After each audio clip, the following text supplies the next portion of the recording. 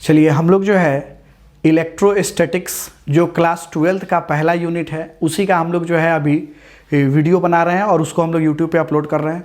तो आज जो है हम लोग सेकंड वीडियो बनाएंगे, यानी आज हम लोग जो है लेक्चर नंबर 2 का वीडियो बनाने जा रहे हैं, जिसमें हम लोग को जो है चार्ज के बारे में पढ़ाई करना है।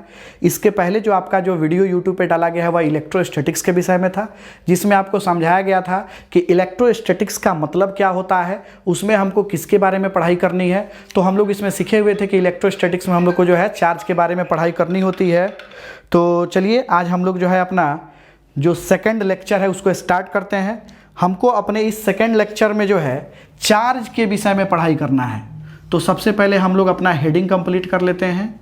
इसमें हम लोगों को जो है चार्ज यानी आवेश के विषय में जानकारी लेना है। तो देखिए, जैसा कि हम आपको पिछले वीडियो में भी बताए थे कि जब भी आपके सामने कोई टॉपिक आए, कोई हेडिंग आए, तो सबसे पहला नंबर आप लोग का काम है उस हेडिंग का मतलब समझना। तो देखिए, यहाँ जो हमारा टॉपिक है उसका नाम क्या है, चार्ज। और चार्ज का हिंदी क्या है, आवेश। और देखिए, आवेश का मतलब क्या होता है, आवेश का शाब्दिक अर्थ या दूसरे अर्थ में हम इसको क्या कहते हैं, क्रोध।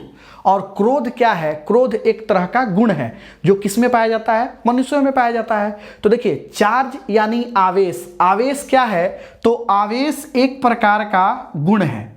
यानी आपके सामने अब आया इस आवेश का मतलब, आवेश क्या है, एक तरह का गुण है या आवेश एक तरह का प्रॉपर्टी है। अब आवेश एक तरह का गुण है या प्रॉपर्टी है, तो आपके मन में क्वेश्चन उठेगा कि सर यह आवेश जो गुण या प्रॉपर्टी है यह किस में पाया जाता है, किस चीज में यह गुण रहता है। तो देखिए, यह गुण जो है आपको मैटर्स में यानी यह गुण किस में पाया जाता है, पदार्थ में पाया जाता है। तो जैसे हम लोग जो है जानते हैं कि मनुष्य में जो है अलग अलग तरह का गुण पाया जाता है, जैसे ईमानदारी, बेईमानी, सुंदरता, ये सब किसका गुण होता है, मनुष्य के अंदर का गुण होता है। उसी तरह से पदार्थ के अंदर का जो गुण होता है उस गुण का नाम क्या है, चार्ज होता है। तो चलिए हम लोग जो है चार्ज के डेफिनेशन को लिखते हैं और उसके बाद जो है हम लोग इस पर जो है कुछ एग्जाम्पल लेकर के इसके बारे में समझेंगे। तो चार्ज का डेफिनेशन अब हम लोग शुरू करते हैं। Charge is an intrinsic property.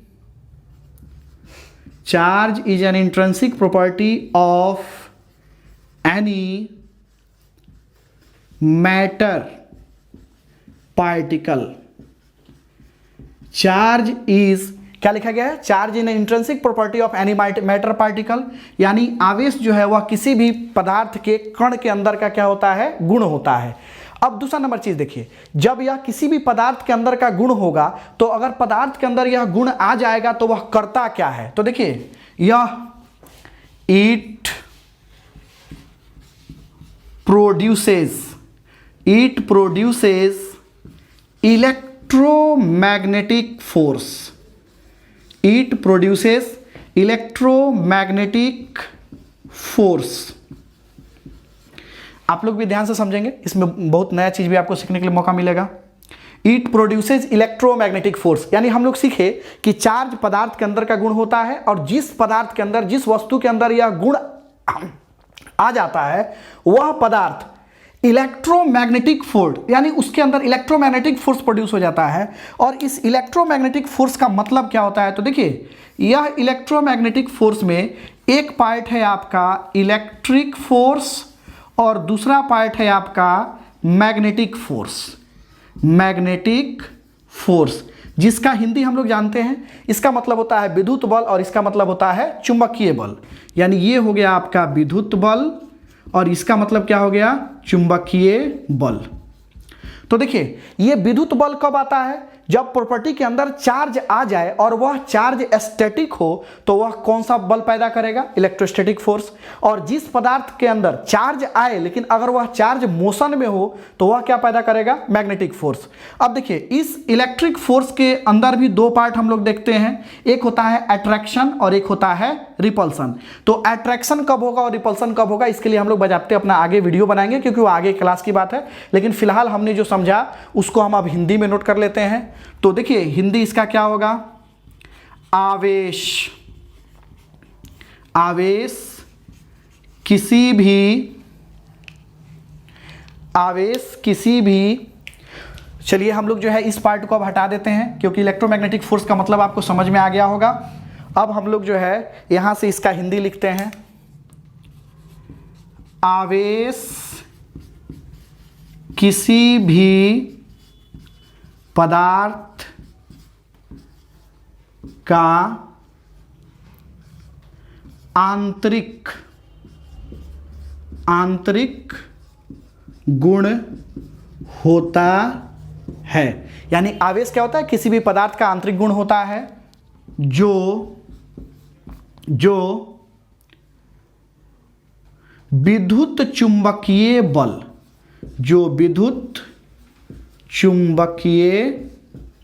बल उत्पन्न करता है। विद्युत चुंबकीय बल उत्पन्न करता है। चलिए, तो हमने यह समझ लिया कि चार्ज किसी भी पदार्थ के अंदर का गुण होता है, और जिस पदार्थ के अंदर यह गुण आ जाए वह अपने आप विद्युत चुंबकीय बल उत्पन्न करेगा। यानी वह विद्युत चुंबकीय बल उत्पन्न करेगा तो वह करेगा क्या? तो वह चार्ज पार्टिकल दूसरे पार्टिकल को या तो अट्रैक्ट करेगा, अपनी तरफ आकर्षित करेगा, या दूसरे पार्टिकल को अपने से दूर भेजेगा, विकर्षित करेगा। लेकिन अब यह कब आकर्षित करेगा और कब विकर्षित करेगा, इसका बात हम लोग जो है आगे अपने इसी क्लास में करेंगे। लेकिन फिलहाल हम लोग चार्ज के डेफिनेशन को समझ लिए। अब हम लोग जो है चार्ज के नेक्स्ट पार्ट पर बढ़ते हैं। तो हम लोग बात कर रहे थे चार्ज के प्रॉपर्टीज का। तो हम लोग सबसे पहले क्या देखे हैं? चार्ज क्या होता है? Scalar quantity. स्केलर क्वांटिटी होने से फायदा क्या है? यानी आवेश जो है, आवेश एक अदिश राशि है।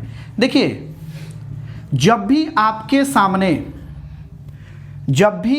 सामने किसी भी फिजिकल क्वांटिटी का प्रॉपर्टी जाए तो सबसे पहले वेक्टर स्केलर आप कर लीजिएगा। उससे आपको फायदा क्या है?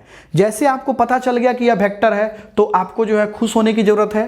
क्यों खुश होने की जरूरत है? क्योंकि स्केलर वाले मामला में कोई भी आपका कैलकुलेशन नया नहीं आएगा। जो आप कैलकुलेशन बचपन से सीखते आ रहे हैं, जोड़ घटाव, वही इस्तेमाल होता है। लेकिन जैसे हमको पता चला कि अगर यह क्वांटिटी वेक्टर है तो फिर लफड़ा बढ़ जाएगा। लफड़ा कैसे बढ़ेगा? क्योंकि उसमें आपको वेक्टर अलजेब्रा आएगा, वेक्टर मेथड से कैलकुलेशन करना होगा। लेकिन फिलहाल हम लोग जो चार्ज के बारे में पढ़ाई कर रहे हैं वह स्केलर क्वांटिटी है, इसलिए इसमें हमको कोई ज़्यादा लफड़ा नहीं है। यानी इसके कहने का मतलब है इट इज, यानी कौन? Charge. It is calculated by general method. General method कहिए या स्केलर मेथड कहिए। यानी इसका कैलकुलेशन हम लोग किस मेथड से करेंगे? जनरल मेथड से करेंगे। एक छोटा सा एग्जांपल आप यहाँ पे देख लें। जैसे मान लीजिए एक पहला चार्ज है, सिंबल तो हम पढ़ ही चुके हैं। मान लीजिए हमारे पास एक पहला चार्ज है जो कितने का है? 10 कूलम का है, और एक दूसरा चार्ज है जो कितना है? मान लीजिए 20 कूलम का है।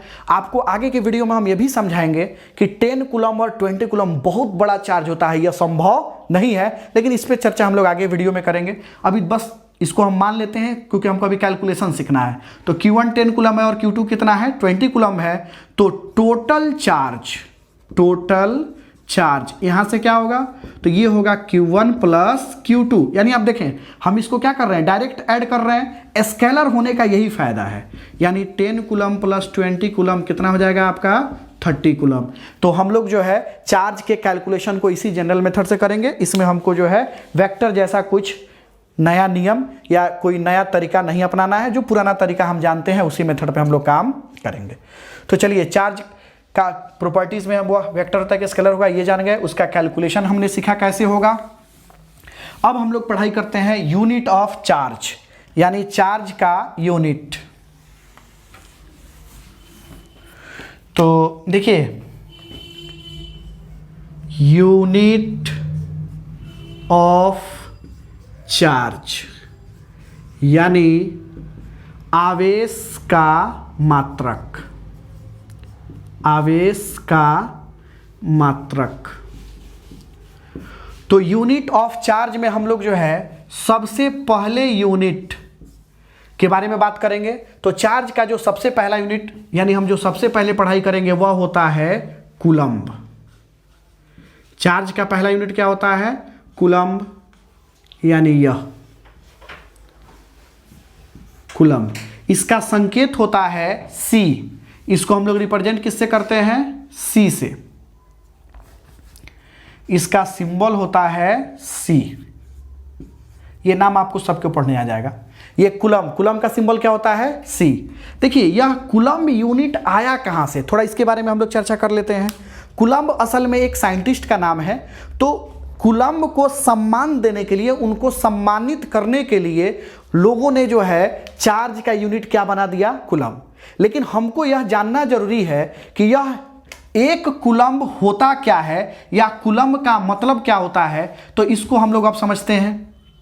मान लीजिए हमारे पास जो है यहाँ एक कंडक्टर है, यह मान लीजिए यह एक कंडक्टर है, यानी कोई चालक है, और इससे हम क्या फ्लो कराए, किससे, इससे क्या प्रवाहित कराए? करंट। करंट यानी विद्युत धारा, हमने इससे I करंट का फ्लो कराया, और इसको टाइम कितना लगा? टाइम लगा T। तो हम लोग 10th क्लास में एक फॉर्मूला पढ़े हुए थे, अगर आपको याद होगा, I = Q बाई T। देखिए 10th क्लास में आप लोग यह फॉर्मूला पढ़े हुए थे, I = Q बाई T। तो यहाँ से Q बराबर क्या हो जाएगा बताइएगा? I × T। यहाँ I क्या है बोलिए? विद्युत धारा है, और T क्या है? टाइम है। तो अगर आपसे कहा जाए कि यहाँ से जो है I करंट, यानी इससे क्या फ्लो हो रहा है? I करंट, और टाइम कितना लगा उसको? T। तो 1 एम्पियर का करा समय। ठीक है, अब देखिए Q बराबर क्या होगा यहाँ से? IT। चूंकि I = Q बाई T है, तो Q बराबर क्या हो जाएगा? IT। अब हम क्या करते हैं, इससे करंट कितना फ्लो कराए? 1 एम्पियर, और टाइम कितना दिए इसको? 1 सेकेंड। कितना टाइम दिए? 1 सेकेंड। तो चार्ज बराबर कितना हो जाएगा? 1 एम्पियर सेकेंड। आवेश कितना हो गया? 1 एम्पियर सेकेंड। और इसी 1 एम्पियर सेकेंड को हम कहते हैं 1 कूलम्ब। यानी अब थोड़ा सा इसके डाटा को समझिए। 1 एम्पियर करंट 1 सेकेंड के लिए गया, तो चार्ज बॉडी पर कितना आया? 1 कूलम्ब। तो अगर 2 एम्पियर करंट 1 सेकेंड के लिए जाएगा तो कितना आएगा? 2 कूलम्ब। 3 एम्पियर करंट 1 सेकेंड के लिए जाएगा तो 3 कूलम्ब। यानी हम अगर आपसे बोलें कि इस बॉडी पर हमें 5 कूलम्ब चार्ज चाहिए, तो आप क्या करिएगा? इससे किसको भेजिएगा? करंट को। कितना करंट? 5 एम्पियर। और कितने समय के लिए? 1 सेकेंड के लिए। तो 5 एम्पियर करंट अगर 1 सेकेंड के लिए जाएगा तो क्या बन जाएगा? यह 5 कूलम्ब। तो देखिए यह Q बराबर क्या हो गया आपको? 1 एम्पियर पर सेकेंड को क्या बोलेंगे? 1 कूलम्ब। तो आपको अब 1 कूलम्ब का हम डेफिनेशन लिख देते हैं कि यह 1 कूलम्ब होता क्या है। तो 1 coulomb, when 1 ampere current, when 1 ampere current flow from circuit in 1 second, then charge will be 1 coulomb. यानी जब परिपथ से 1 सेकेंड में 1 एम्पियर विद्युत धारा प्रवाहित होगी तो आवेश 1 कूलम्ब होगा। तो चलिए अब आपको जो है 1 कूलम्ब का मतलब समझ में आ गया होगा। अब हम लोग जो है चार्ज का पहला यूनिट सीख लिए। अब चार्ज के हम दूसरे यूनिट में जाते हैं। चार्ज का जो पहला यूनिट जो कूलम्ब है, इसको हम लोग जो है SI यूनिट भी कहते हैं। अब देखिए चार्ज का जो दूसरा यूनिट है वह कौन सा यूनिट आएगा? तो अब हम लोग बात करेंगे CGS यूनिट का। चार्ज का जो CGS यूनिट होता है वह होता है आपका ESU यानी इलेक्ट्रोस्टैटिक यूनिट, या इसी को हम लोग कहते हैं स्टैट कूलम्ब।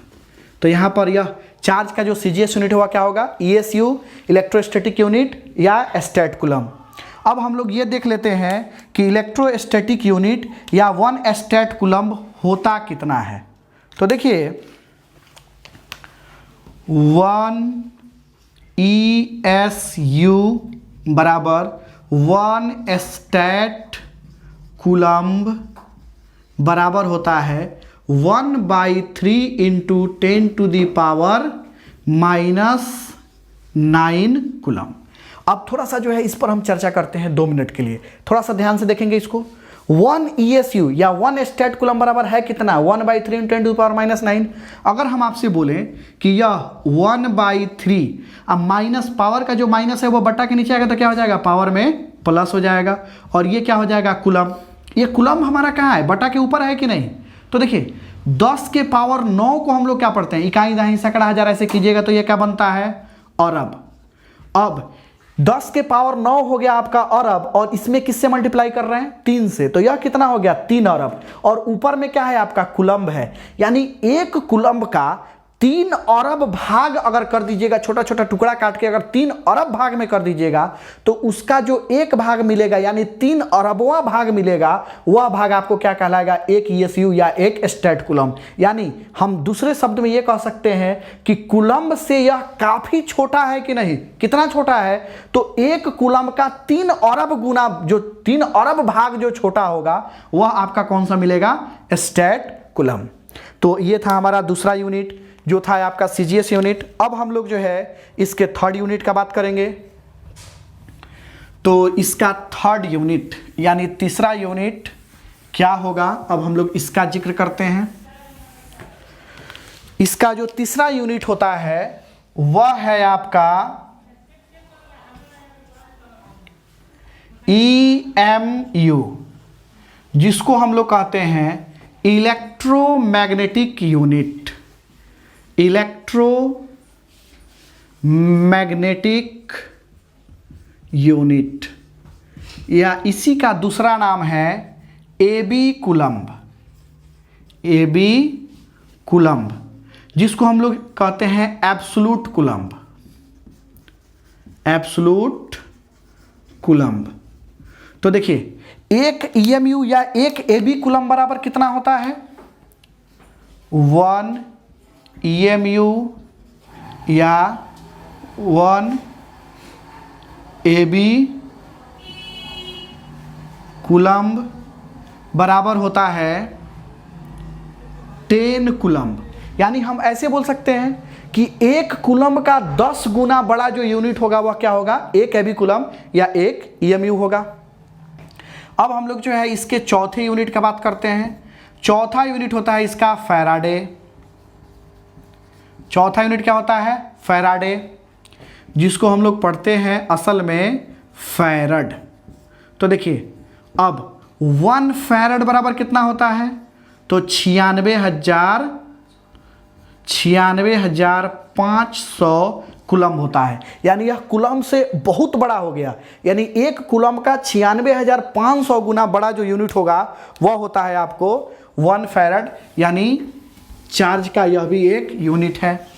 और जो इसका पांचवा यूनिट है जिसके बारे में हम पढ़ाई करने जा रहे हैं वह है इसका कमर्शियल यूनिट। देखिए कमर्शियल यूनिट का मतलब क्या होता है, कमर्शियल यूनिट का मतलब होता है व्यापारिक मात्रक। ये व्यापारिक मात्रक हमको क्यों पढ़ना पड़ रहा है, तो देखिए ये सारा चीज आपसे एग्जाम में पूछता है। व्यापारिक मात्रक का मतलब क्या होता है, तो जाहिर सी बात है आप सभी किसी को पता होगा कि हम लोग जो है हर चीज़ का व्यापार या बिजनेस आज के समय में करते ही हैं। तो जाहिर सी बात है जैसे आपके घर में बिजली जो आप जलाते हैं तो क्या उसका आपको बिल भरना पड़ता है कि नहीं, तो फिर उसका मेजरमेंट होगा कि नहीं, जैसे हम उसका मेजरमेंट करेंगे तो वहाँ यूनिट की ज़रूरत है कि नहीं। तो ये आपका जो व्यापारिक मात्रक है इसमें हम लोग जो है इस चार्ज का क्या करते हैं, बिजनेस के रूप में इसका यानी बिजनेस के तौर पर इसका मेजरमेंट किस में होगा, व्यापारिक मात्रक में। यह होता है आपको एम्पियर आवर। यह क्या होता है, एम्पियर आवर, यानी एम्पियर घंटा, इसको हम लोग क्या बोल सकते हैं, एम्पियर आवर यानी एम्पियर घंटा। 1 एम्पियर आवर बराबर होता है हमारा 3600 कूलम। ये पूछिएगा कि यह 1 एम्पियर आवर बराबर 3600 कूलम कैसे आ गया, तो हम लोग इसके पहले पढ़े भी थे।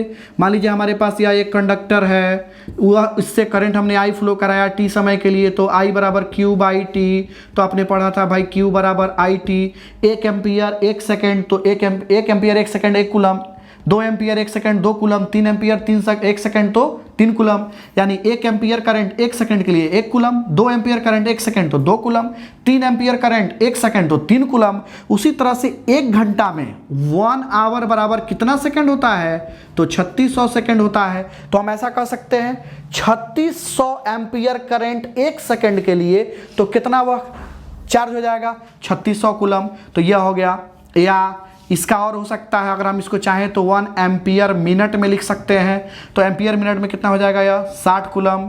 या हम चाहें तो 1 एम्पियर सेकेंड लिख सकते हैं, यह कितना होता है, तो 1 कूलम।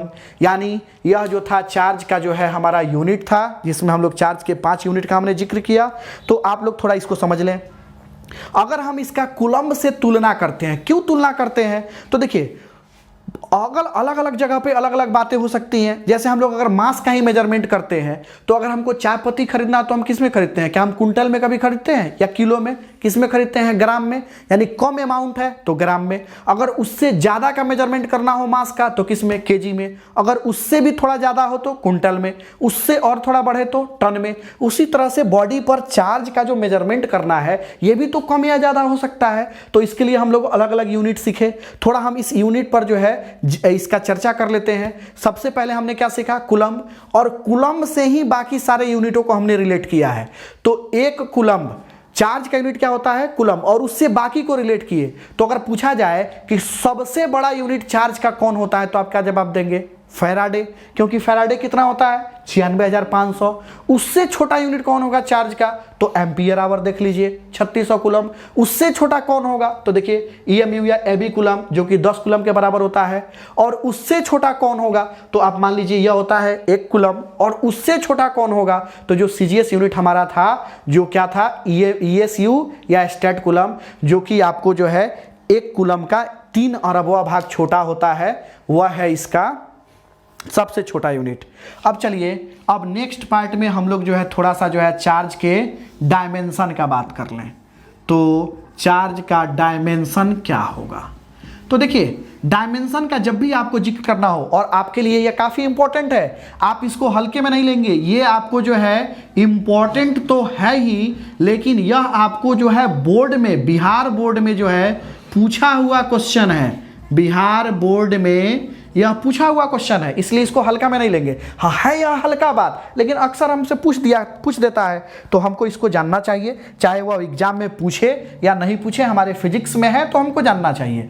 डायमेंशन कैसे निकलता है, तो देखिए डायमेंशन निकलता है कहाँ से, फॉर्मूला से। तो चार्ज का फॉर्मूला क्या होता है भाई, तो हमने अभी पढ़ा है, Q बराबर I गुना T। और I क्या होता है, देखिए ये फंडामेंटल है कि नहीं, ये फंडामेंटल क्वांटिटी है।